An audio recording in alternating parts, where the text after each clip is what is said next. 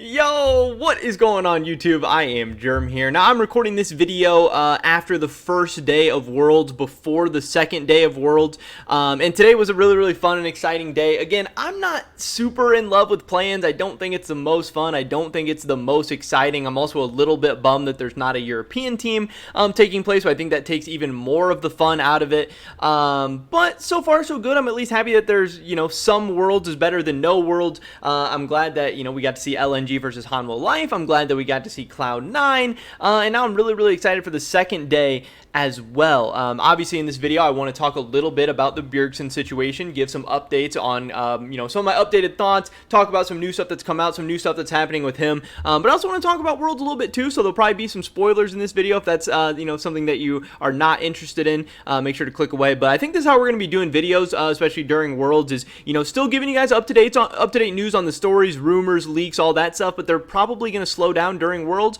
We'll also just talk about the Worlds games and stuff during these videos as well. So definitely drop a like if you guys do enjoy it. I would appreciate it so much. Subscribe to stay up to date on all my latest content, and consider checking out my Patreon, patreon.com/IamBjergsen. With that being said, let's get right into this one. So first I wanted to recap Worlds a little bit. Here is the standings after day one. The Bjergsen stuff we'll wait a little bit. We'll get into that. Definitely some stuff I want to talk about there. But World's groups after day one. In Group A, we have Galatasaray at 2-0. Really good day for them. I believe they beat Detonation Focus Me and Beyond Gaming. So that's actually two really good wins, if I'm recalling correctly, and that's who they beat. I don't think they played Unicorns of Love. I believe that's the two games they won. Let me check that actually. Galatasaray, I know they beat Beyond, and they did play Unicorns of Love. Okay, so they did not beat Detonation Focus Me, but yeah, so that's still a good day for them. Beating Beyond Gaming, I think, is a very good win, and it'll be interesting to see how they do against Detonation Focus Me, how they do against Cloud9, but still, they're putting themselves in a good position. I'm not sure if they've locked having a matchup to make it out of groups yet to the main stage, or if they need to win one more game, but you only play 4 games, so 2 wins, it has you in a really good spot. They might even have their spot locked already. If you're Unicorns of Love, you're in a real bad spot. You really need to start winning some games. And even Beyond Gaming, if they want to try to make it to the main stage, which they are favored to do so, starting out 0-1 obviously isn't great. And I thought Cloud9 looked really good. I really hope Cloud9 continues to look that good throughout the whole thing, obviously. And that's actually Group B, not Group A. This is Group A.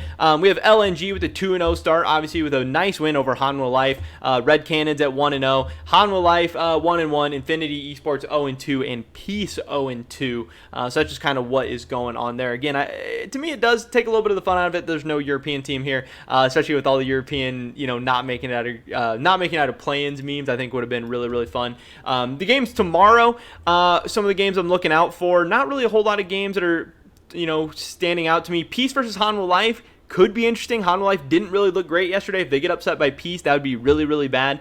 Beyond Gaming against Cloud9, probably the best game of the day. But Galatasaray against Focus Me and Cloud9 against Galatasaray, those are all really big games. Most of the big games right now are coming out of that Group B, where Group A isn't really as interesting to me or many other people. That's kind of the updated situation there. I think if Cloud9 wins both of these games, they're going to be looking very good, and I think people are really going to be raising their expectations for them. Obviously, they're most likely slotted into the Damwon Kia FPX group, so it's not like, making out of plans and beating these teams necessarily puts you in a better spot to get out of a group like that, but it would at least have people feeling a lot better about them, especially if they're dominant during plans, if they're able to gain some confidence and stuff, because we know this Cloud9 team at their best can take games off Damwon Kia, can take games off RNG, can take games off some of the best teams in the world.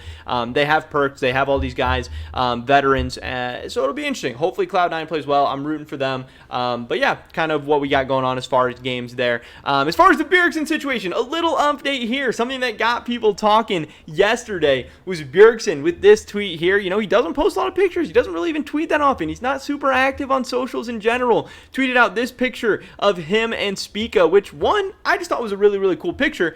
But then obviously, got a lot of people talking, because we have known for a while Bjergsen has had a very, very good relationship with Spica. You know, Spica would have never became the jungler of TSM while Bjergsen was playing if they wouldn't have had a good relationship. He obviously saw a lot of talent and a ton of potential in this kid to let him play a couple of years ago, subbing in out of nowhere, like when Grig and Acadian were battling for the spot. The fact that Spica got to play then he got to come back and play. He looked amazing as a young player, but then obviously Bjergsen had to sit out and coach while Spica was playing at an MVP level, an MVP caliber, had his MVP season. And a lot of people do think that probably got Bjergsen a little bit hungry. That probably got Bjergsen thinking a little bit, you know, like forever the meme is, you know, Bjergsen and 4 awards. But now he has an MVP player on TSM and he's sitting out coaching and he doesn't get to play. And there's some issues in the mid lane. There's champ pool issues. There is, mid lane gameplay that is potentially holding the team back. I think that could have been a part of why we're seeing Bjergsen want to return to pro play. One, I think it's just because he's super, super competitive. He probably had the itch. You know, he probably thought coaching would scratch that competitive itch, and it probably just wasn't doing it for him. But also to have the opportunity to come back and play with a guy like Spica, I think would be very, very interesting. Now, there is some people being like, are Bjergsen and Spica going to stick together and go somewhere else, like Ninjas in Pajama? Are they going to jump ship to Europe, something like that?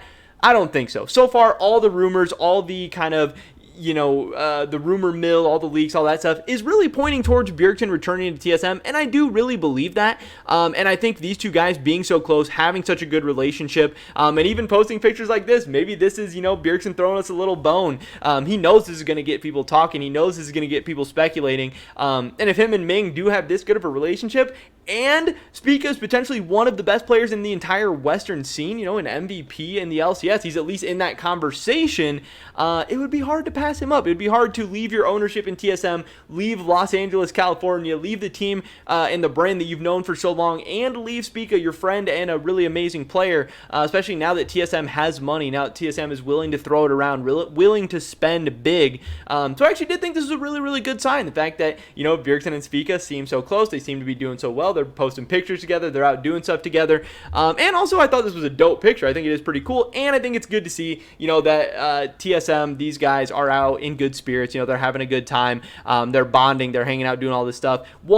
While Worlds is happening and, they're sitting out at home, that has to hurt guys like Spica, guys like Bjergsen, who are such fierce elite level competitors. And it's during quarantine, COVID, all this crazy stuff, where it seems like everyone in the world is depressed, sad, doing bad right now, and especially pro players who are high stress, high intensity, all this stuff. I like to see that, their mental's doing well and everything like that. So I did think that was good. This picture did get a lot of people talking, 5,000 likes. This is going around a lot. So I thought this was a good chance to kind of give an update on this whole situation. I haven't really heard anything new. From everything I'm hearing, it still seems like Bjergsen will be returning to TSM. I think we won't hear anything official until after Worlds. I'm sure after Worlds he might even hear some pitches from some other teams and stuff.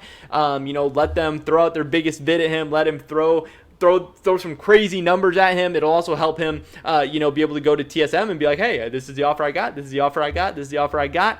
What are you guys offering? And, be able to run it up big and be able to cash out, which I really think, is something he really, really needs to do. And I think it's just so cool because we've really seen Bjergsen kind of grow up in front of our eyes. We've seen him be this young, skinny, awkward kid at the beginning of TSM. And now to see him as like, a grown adult, like leader of TSM, out really doing, he used to be like shy, quiet. Now he's out doing his own things, doing so much, awesome stuff. I think is personally really, really cool. And it's one of the reasons why I've always been such a big fan and really loved Bjergsen. And man, I'm hoping he comes back. But no matter what, I hope he ends up in a good situation. I want him to be successful. I want him to find results. I want him to find happiness and be satisfied with his career at the end of the day. But again, I do think it's going to be at TSM. I do think it's going to be with Spica. And I think we're looking at the 2022 TSM mid-jung duo right here. And I think it's going to be one of the best in the West. But that is pretty much it for this video today, guys. Tell me, drop a like if you did enjoy it. I would appreciate it so much. Leave a comment down below. What do you think is going to be in store for Mr. Bjergsen, for Mr. Spica in 2022? I would love to hear your guys' thoughts and opinions.